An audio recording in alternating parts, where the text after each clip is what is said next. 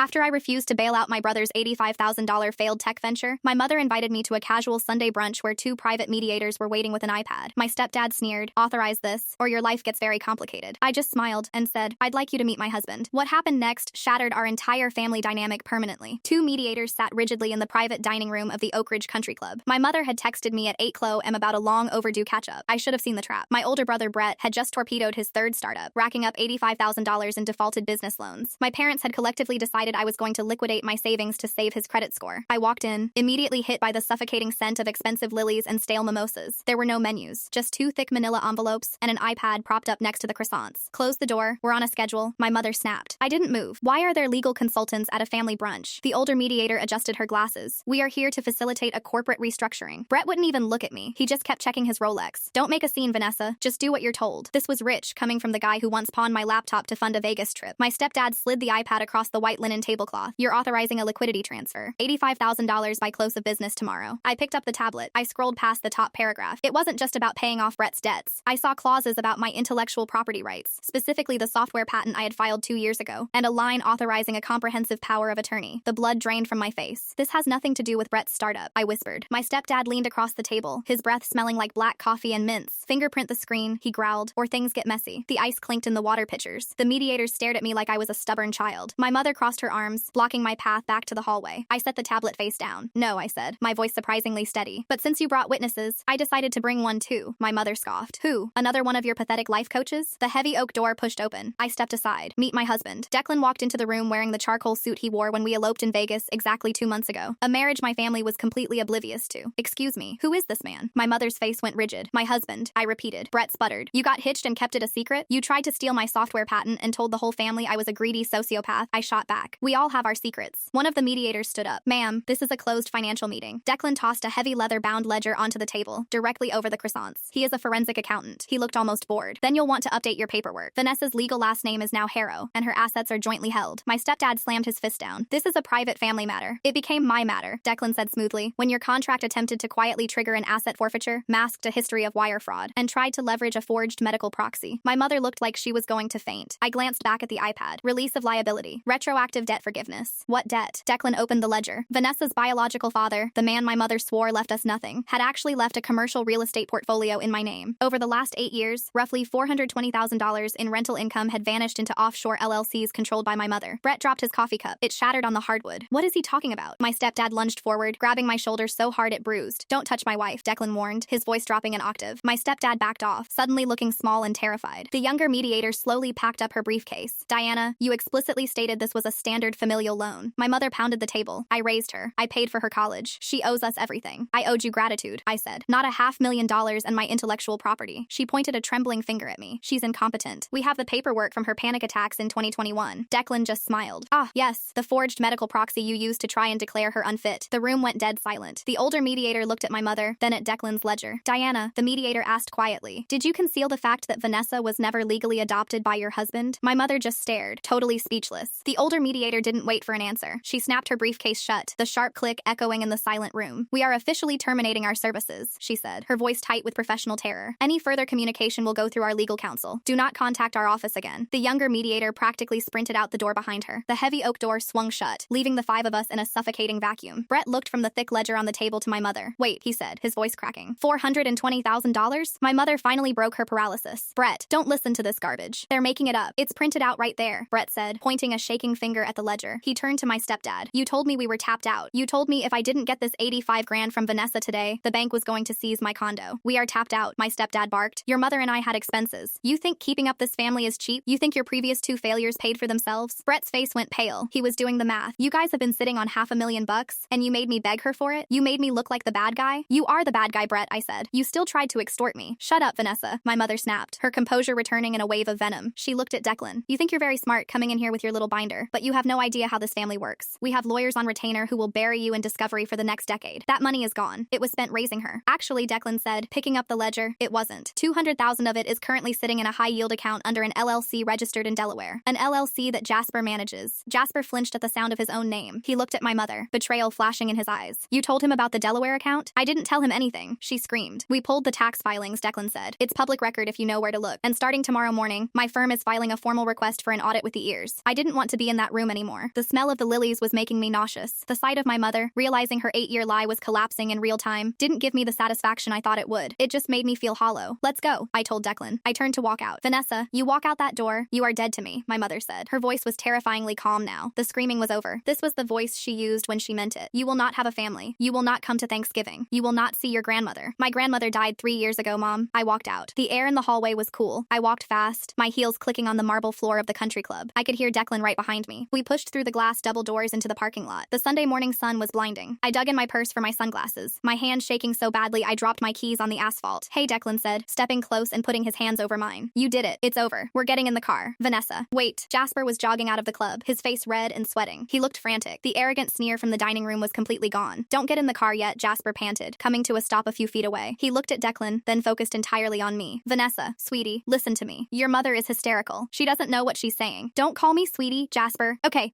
look. He held his hands up like he was trying to calm a frightened horse. The money. It's complicated. I can explain the Delaware account. We were holding it for you, for when you were older. I'm 28, I said. We wanted to make sure you were stable. After your panic attacks, the panic attacks you used to forge a medical proxy, I asked. Jasper swallowed hard. If you go to the ears with this, I lose my business. You know that, right? My whole commercial credit line is tied to that LLC. The bank will call in the loans. We'll lose the house. Then you shouldn't have stolen my inheritance. Jasper's expression hardened. The desperate stepfather act vanished, replaced by the cornered businessman. You think you're untouchable because you married a calculator? He sneered. I know Caden, your boss at the tech firm. We play golf on Tuesdays. What do you think happens when I tell him his lead developer is currently under psychiatric evaluation? That you're unstable? You really think he's going to let you keep heading up that new data project? Declan unlocked the car. Call Caden, Declan said over the roof of the sedan. Tell him whatever you want. But before you do, you should know that Caden's firm uses my agency for their quarterly compliance audits. If you threaten Vanessa's job, I will personally make sure every vendor Caden uses knows exactly why his golf buddy is being investigated for wire fraud. Jasper stood perfectly still in the parking lot as we got in the car and drove away. I didn't speak for the entire 30-minute drive back to our apartment. I just stared out the window, watching the trees blur past. The adrenaline was draining out of my system, leaving a heavy, aching exhaustion in its place. 8 years. For 8 years, I had believed my biological father had abandoned us completely, leaving nothing but debts. I remembered my mother crying at the kitchen table when I was in high school, telling me we couldn't afford the out-of-state tuition for the college I wanted. I remembered working 30 hours a week waiting tables while taking full course loads, barely sleeping, having the panic attacks that they later used against me, all while $500,000 of my money sat in their accounts. When we walked into our apartment, the silence was overwhelming. Declan put his keys in the bowl by the door and took off his suit jacket. Do you want water? Tea? He asked quietly. I want to see the ledger, I said. He paused. Vanessa, you don't have to look at it today. The lawyers will handle it. I need to see it. He went to his briefcase, pulled out the heavy leather binder, and set it on the kitchen island. I pulled up a stool and opened it. The first few pages were bank statements, transfers from a trust I didn't know existed into an LLC named Oak Ridge Holdings, but it was the fourth section, labeled legal/medical, that I flipped to. I needed to see the medical proxy. I needed to see how they had legally declared me incompetent. I found the document. It was dated October 2021. That was the worst month of my life. I had been hospitalized for 3 days because I literally couldn't stop hyperventilating due to stress and exhaustion. I looked at the bottom of the page. There was my mother's signature, claiming power of attorney, and next to it, the required signature of a licensed psychiatric professional verifying my incompetence. I stared at the name. My stomach plummeted. Dr. Arlo Farrow. Dr. Farrow wasn't just a random hospital psychiatrist. He was the private therapist I had been seeing for 4 years. The man I had poured my heart out to. The man who had convinced me that my family, while difficult, was just doing their best and that I needed to work on my own receptiveness to their boundaries. They paid him, I whispered. Declan walked over and looked over my shoulder. We found a series of consulting payments from the LLC to Dr. Farrow's private practice. $10,000. Exactly 1 week after this document was signed. I couldn't breathe. The betrayal wasn't just in my family. It had infected the one place I thought I was safe. The person who had diagnosed my anxiety was the one who sold it to my mother. I flipped the page, my hands turning numb. If Dr. Farrow was bought, who else was in this file? The next document was the original incorporation paper for Oak Ridge Holdings, the LLC they used to funnel the real estate money. It required 3 signatures to establish the board of directors, my mother, Jasper, and a third party acting as an independent trustee. I traced the third signature with my finger. The cursive was elegant, familiar. Tess Farrow. Aunt Tess. My mother's younger sister. The aunt who had taken me dress shopping for prom when my mother said she was too busy. The aunt who used to sneak me $20 bills and tell me I was going to do great things. The aunt who was married to Dr. Arlo Farrow. She was listed as a 5% equity partner in the LLC. She had been taking a cut of my stolen inheritance for 8 years. I need to lie down, I said, pushing the binder away. I didn't cry. I didn't feel anything except a cold, hollow sensation spreading through my chest. I slept for 14 hours. When I woke up, it was Monday morning. The apartment was quiet. Declan had already left for his office, leaving a note by the coffee maker saying he was filing the ears paperwork at 9:00 a.m. I made a cup of coffee and sat at my desk in the spare bedroom. I worked from home 3 days a week. Today, I just wanted to lose myself in the code. I needed the logic of it. I opened my laptop and went to log into my secure Oz server. This was where I kept the foundational architecture for my software patent, the IP my parents had tried to steal yesterday. I I typed in my password. Access denied. I frowned. I typed it again, slower. Access denied. Password changed 4 hours ago. A spike of panic hit my chest. I clicked forgot password. The security prompt popped up on the screen. A recovery link has been sent to the backup email associated with this account, d@oakridgeholdings.com. I stared at the screen. Diana, my mother. When I first set up the server 3 years ago, before the patent was even filed, I was still using an old shared family plan for my domain hosting. I had never updated the master administrative recovery email. I hadn't even thought about it in years. My phone buzzed on the desk. It was a text from an unknown number. You have until noon to sign the paperwork from brunch. Or, I wiped the server. Jasper. I stared at the screen, the glowing letters burning into my vision. Jasper didn't even know what Oz stood for. The man still typed with his index fingers and called his browser the Google. He hadn't changed that password. Neither had my mother. They wouldn't know the first thing about navigating server permissions. But Brett did. Brett, whose 3 failed startups were all software as a service platforms. Brett, who knew exactly how to trigger a password reset if he had access to my mother's email account. I grabbed my phone and hit Declan's contact. It went straight to voicemail. He had said he was going to the IRS office, and they make you leave your phone in a locker at the federal building. I was completely on my own for the next hour. I looked at the clock on my monitor. 9:14 a.m. I had less than 3 hours. A normal person might have panicked. The Vanessa from 2021, the one exhausted, gaslit, and shaking in Dr. Farrow's office, would have hyperventilated until she passed out. But I wasn't that person anymore. The cold, hollow feeling from yesterday had solidified into something sharp. I didn't reply to Jasper. Replying was what they wanted. It meant they had a hook in me. Instead, I grabbed my keys, walked out of the apartment, and got back into my car. Brett lived in a luxury high-rise condo in the Pearl District. He bought it 5 years ago when his first startup got a tiny seed round, back when he was playing the role of the visionary tech founder. He hadn't made a mortgage payment in 6 months. The drive took 20 minutes. I didn't bother buzzing the intercom. I waited until a guy walking a golden retriever came out the glass double doors, then slipped inside before they locked. I took the elevator to the 14th floor. I hammered my fist against door 1402. Hold on, a voice muffled through the wood. The deadbolt clicked. Brett pulled the door open, looking like he hadn't slept in a week. He was wearing the same wrinkled t-shirt from brunch yesterday. The apartment behind him was a disaster area. Moving boxes were stacked haphazardly in the hallway, half filled with kitchen appliances and expensive sneakers. His eyes widened when he saw me. He tried to slam the door. I shoved my shoulder against the heavy wood, throwing my entire weight into it. Brett was weak, running on black coffee in panic, and the door bounced back, hitting him in the shoulder. I stepped inside and kicked it shut behind me. Are you insane? Brett backed up, rubbing his arm. You can't just barge in here. Log into my mother's email, I said. He swallowed hard, looking toward the kitchen island where his MacBook was sitting open. I don't know what you're talking about. Brett, you changed my Oz root password this morning. Jasper doesn't know how to do that. He thinks I'm going to cave because he threatened my server. I took a step toward him. You have exactly one chance to fix this before I add federal wire fraud and cyber extortion to the list of things Declan's firm is handing over to the authorities today. It's not extortion, he stammered, holding his hands up. It's leverage. Jasper said we just needed leverage. If you sign the release, you get it back. Nothing gets wiped. What release? I demanded. The one from yesterday? I didn't sign it, and the mediators quit. There is no paperwork anymore. Brett let out a bitter, exhausted laugh. He walked over to the kitchen island and leaned heavily against the marble counter. You really think this is about my 85 grand? God, you're so blind, Vanessa. You always were. Enlighten me. He pointed at the laptop. Jasper called me at midnight. He was losing his mind. You and your husband spooked him bad with that ledger. You think Jasper just sat on that $500,000 from your dad? You think it's just quietly earning interest? Declan saw the accounts, I said. 200,000 is still there. Yeah, it's there. As collateral, Brett said. He ran a hand through his greasy hair. Jasper took out massive commercial loans using Oak Ridge Holdings as the guarantor. He bought 3 strip malls that went belly up during the pandemic. He owes the bank $4 million.